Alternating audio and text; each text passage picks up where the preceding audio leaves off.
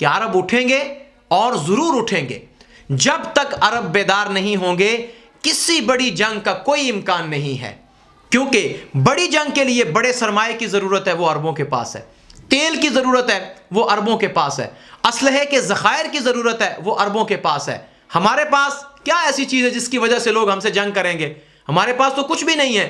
ہمیں ذخیرہ احادیث سے یہ پڑھ پڑھ کے سنایا جاتا ہے کہ ویل للعرب، عرب تباہ ہو گئے، برباد ہو گئے، ہلاکت ہے عربوں کے لیے. یاد رکھیں کہ یہ حدیث اپنے مفہوم میں واضح ہے کہ عربوں کی ہلاکت ہوگی، تباہی ہوگی، بربادی ہوگی. اور گزشتہ 20 سال سے عربوں کی ہلاکت اور تباہی جو ہے وہ ہو رہی ہے. شام کے اندر دیکھیں، عراق کے اندر دیکھیں، یمن کے اندر دیکھیں، ان ممالک میں عربوں کی تباہی تو ہو رہی ہے، عربوں کی بربادی تو ہو رہی ہے. لیکن اس بڑی جنگ کے لیے جسے ملحمۃ الکبریٰ کہتے ہیں، اس بڑی جنگ عظیم کے لیے جس کا حدیث پاک میں بھی ذکر ہے اور جس کا ویسے بھی ایک گراؤنڈ جو ہے وہ بن رہا ہے، یہ جنگ اس وقت تک نہیں ہوگی جب تک اہل عرب اس کی قیادت نہیں کریں گے. اگر عرب نہیں جاگتے، عرب بیدار نہیں ہوتے تو کون اس کی قیادت کرے گا؟ اور اگر آپ قطر کے معاملے کو ایک طرف بھی رکھیں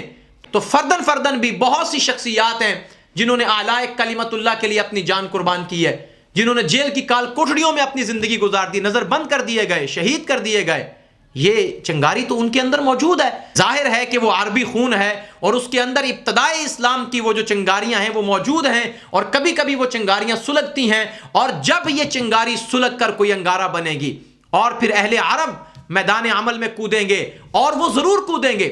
میں اپنی نظر سے نہیں، آپ کو اس درویش علامہ محمد اقبال کی نظر سے بھی اگر دکھاؤں، مارچ 1907 میں علامہ اقبال رحمہ اللہ کی وہ مشہور نظم کہ زمانہ آیا ہے بے حجابی کا عام دیدار یار ہوگا، سکوت تا پردہ دار جس کا وہ راز اب آشکار ہوگا، گزر گیا وہ دور ساکی کے چھپ کے پیتے تھے پینے والے، بنے گا سارا جہاں میں خانہ ہر کو عبادہ خار ہوگا، کبھی جو آوارہ جنو تھے وہ بستیوں میں پھرا بسیں گے، برہنہ پائی وہی رہے گی مگر نیا خارزار ہوگا، سنا دیا گوش منتظر کو حجاز کی خامشی نے آخر، جو عہد صحرائیوں سے باندھا گیا تھا پھر استوار ہوگا، نکل کے صحرا سے جس نے روما کی سلطنت کو الٹ دیا تھا، سنا ہے یہ قدسیوں سے میں نے وہ شیر پھر ہوشیار ہوگا، تمہاری تہذیب اپنے خنجر سے آپ ہی خودکشی کرے گی، جو شاخ نازک پہ آشیانہ بنے گا وہ ناپائیدار ہوگا، میں ظلمت شب میں لے کے نکلوں گا اپنے درماندہ کارواں کو، شرر فشاں ہوگی آہ میری نفس میرا شعلہ بار ہوگا.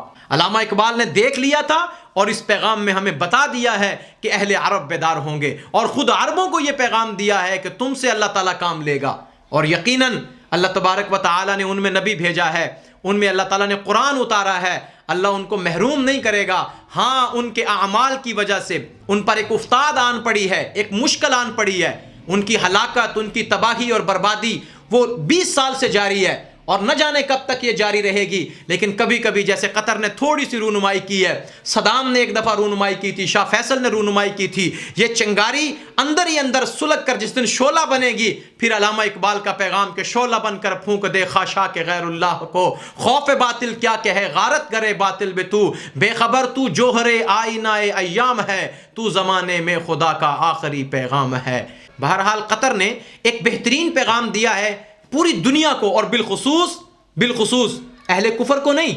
اہل اسلام کو، اسلامی ممالک کو یہ پیغام دیا ہے جو لوگ اپنی تہذیب، اپنی ثقافت، اپنے کلچر کا تحفظ نہیں کر سکتے، وہ اسلامی تعلیمات کا کیا تحفظ کریں گے، وہ اسلامی تہذیب کا کیا تحفظ کریں گے. بہرحال ہمارے دل خوش ہیں، ایک عرب ملک نے غیرت و حمیت، تہذیب و ثقافت کے تحفظ کے ساتھ ساتھ اسلامی تعلیمات اور اسلامی کلچر کا تحفظ کر کے ہم سب مسلمانوں کا سر فخر سے بلند کر دیا ہے. اللہ تعالیٰ تمام مسلمانوں کو دین اسلام کے ساتھ صحیح معنی میں محبت اور اس پر عمل پیرا ہونے کی توفیق عطا فرمائے. السلام علیکم ورحمۃ اللہ وبرکاتہ.